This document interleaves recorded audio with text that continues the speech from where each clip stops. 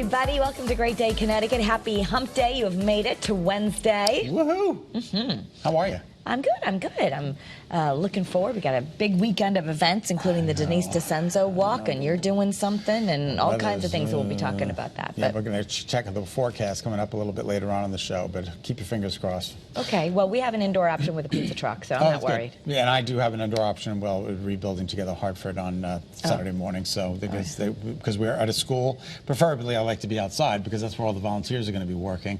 But they said they can house us in the school for the live shot, so we'll wait and see what happens. But join us Saturday morning because we're both going to be very busy. Yeah, well, in the meantime, Shakira is going to be named the 2023 Woman of the Year, the first Billboard Latin Women in Music event in May.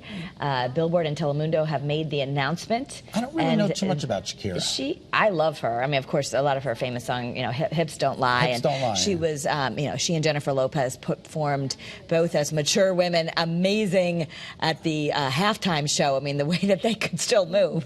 God bless them. She sold more than 95 million records worldwide, according to Billboard and Telemundo, making her the top-selling Latin women artist of all time.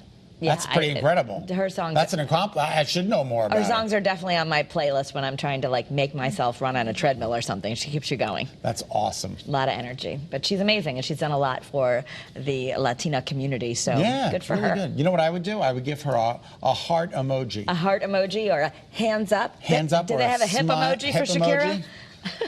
I love it. I would sing it, but I don't really remember the lyrics. So. A lot of us are using emojis. Of course. But there's a study. Do you often put something out there and maybe you're not feeling that great, and then you just put the laugh out loud emoji or a happy emoji when you're not really feeling that way? I don't, but apparently a lot of people do. Yeah, so it suggests that we're using emojis kind of in an opposite way, especially if you're in a group text or with someone of a higher social or academic status than you. So you'll say something and then you'll put a happy emoji, but you really are feeling not happy. That's too bad. You should really, and they're encouraging you to use the emoji that fits your mood. Don't use fake emojis. We're going to have to talk to Dr. Laura Saunders about this. Well, we'll get on the emoji. It's interesting because one of the things that they teach to young children is that their mental health improves when they can identify emotions. So using an emoji oh, that's an angry face, that's a sad face, being able to expand their emotional vocabulary. But you should also, this is another point, don't ever end the text with a period. No, that's... Because that makes you seem really nasty. Angry. And I know that an older generation wants to just be grammatically incorrect, but you can't use a period in text. Don't use a period. if I don't give it an exclamation mark, you know I'm mad at you. Right, I always put exclamation mark. Exclamation mark. But you and I are probably using that like an emoji. Other people are putting that, hey! Exactly. But I find this interesting. The study found that most people likely fake their feelings when talking to people of a higher social status. Or in a group chat versus one-on-one. Yeah. So, they're trying to come across as something that they're not, which I think is really interesting. Because they're masking. But they said they'll be more honest about their emotional feelings with, one-on-one. One-on-one. Yeah. All right. So... All right, it's perfectly safe to bring dogs to restaurants with outdoor seating. That's according to the Food and Drug Administration. Yeah, it's a new guidance. So if you love to bring your dog and they have outdoor seating and someone says, oh, this is not sanitary, well, you can now point to the FDA. It's a food code. And they say the dogs actually shouldn't go inside unless they're service dogs. Yeah, exactly. But that outdoor dining and this has no issue. And this only qualifies for dogs, not other pets. You can't bring your squirrel to an outdoor dining room. I went to brunch at the Republic in Bloomfield, and there was a young couple, and they had their cat on a leash. Seriously? Outside, underneath a table. So really? What do you think about a cat? Where's their outdoor dining in the Republic? They had a little outdoor area for brunch, right in front. They put tables out there when it's warm. This was last year, so I don't know if they're out there yet. But yeah, it was actually Debbie Wright and I working on the catwalk, and we had a little brunch, and I looked next to her, and I'm like, should I do that? They had their cat on a leash. The kids were 21 or something, and they, millennials, whatever, and they've got their cat who was sleeping the whole time while they had brunch. That is amazing. I would love to have seen that. I mean, I don't know. Yeah, I don't know. Good. Would Dash wanted to go to brunch? No, Dash wanted to go nowhere except inside his house and stay there. I used to have to try to feed Dash when you went away, and I would trick him. Yeah. Because I wanted to see him, but he wouldn't come down if I was there, so I would go and shut the door, wait for him to come to get down and get the food, and then I'd be like, hi! And then he would be like, what are you doing here?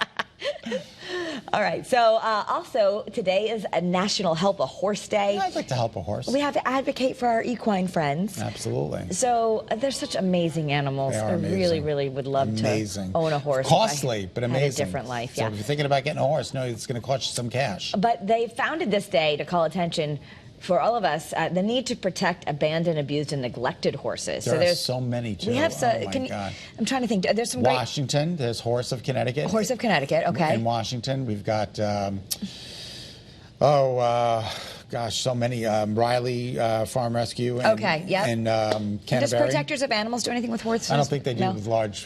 So think of them. You know, they and my friend Bonnie. High Hopes and a Lime, okay. Bonnie from in East Haddam, I think she is. There's several different organizations that bring in these horses, though, and help them. And help them, just great. yeah. So that's a great way to, you know, help them out. So today is a day to just raise awareness for that. So, you know, these are, we're showing you this, just in a few days, some college football greats might be drafted to their dream of the NFL. Yeah, but right now, they're working the counter. Working the counter. Raising Cane's, it's a fast food place. You can see Ohio State quarterback C.J. Stroud. So they're taking orders for chicken fingers, Bryce Young, Texas running back Bijan Robinson. So they're all doing it for a good cause. Listen up. Or what number. For me, it's I know that God's going to put me in the right position, so wherever that is, I'm grateful for that, and I'm just excited to be able to take my next step and live out my dream in the NFL. A little hard to hear there, but yeah, he said he's grateful to God and all that, and he's going to just be put on the right team because he's trusting. I mean, these are all like top draft picks, so pretty soon they're going to know where they begin their future. Exactly. Could you imagine the excitement and the I know that, hi, in just a couple of months, I'm going to be a multimillionaire. It's just incredible. It's like, you know, you're going to win the lottery, but you got to play well. And they've worked really hard at this. Yeah. All right, the saying goes, all work and no play makes Jack a dull boy, but new data from the Centers for Disease Control and Prevention suggests that all work and no play can actually lead to poor mental health. Yeah. They've been studying this. I totally agree with this. Those jobs that offer less flexibility or predictability suffer the most. So I totally agree with this. I think having some factor, they say when you have a lack of control over your life, it really causes a lot of stress and anxiety. So if you know that you can hop on out or reschedule, get a doctor's appointment, pick up your kids from school when they're sick, you know, those are things that really, really matter to the mental health of workers. So as much as possible, they're saying, you know, bosses should be flexible, you know, when they can, because it leads to better mental health. That's really, you know, you got to take a break, and if you think you one day you're going to look up and you're going to go, where did my life go? And you're going to say, I spent it all at work. Well, nobody on the obit writes about what they did at the office. Well, that's very, you know, I would probably write what I did at the office, though. Well, someone else will be writing. Yes, write about me in my office. No, but I mean, they might say he made people laugh for generations, exactly. But they're going to talk about you as a person, right? Not how you push the pencil. Exactly. So, anyway. So Ed Sheeran off to court.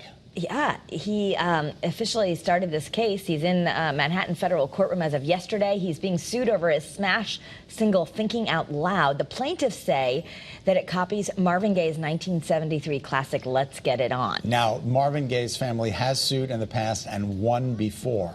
So it's going to be very interesting to see what happens. But I would... it's too bad we don't have a sound of that song. I'd like to hear it. No. Well, they did. That's what they did in the opening statements. They played the ballads back to back. They did. Yeah. So we'll see, because it's the airs. Oh, sure, we're allowed, Bella. Just play it, and I'll give you the money. We have a lot of rules, and clearly there's already lawsuits. So we're just gonna. You can listen on your own. I'll give you the money, Belle. Just play it. No. Okay. All right. Still to come. It's World Autism Wait, we got to tell everyone for the Denise Rock. I'm sorry. That's okay. I know it's just tiny in there, but just it's really tiny in there. Please go to thedenisefoundation.com or WFSB.com. We had like 20 of you register since yesterday. I know we're last minute Larrys, but we'd love to know, because we want to make sure we have enough T-shirts. You can even do it virtually, and we'll send you the T-shirt. But go on there, and it's a great day for the whole family, regardless of the weather. We've got games, we've got pizza trucks. That's what, $30 to register? $30, That's and awesome. It really goes to a great T-shirt. cause. Yeah, it walks to fight rare diseases and supports the life and legacy of our dear friend Denise DeCenzo. Terrific.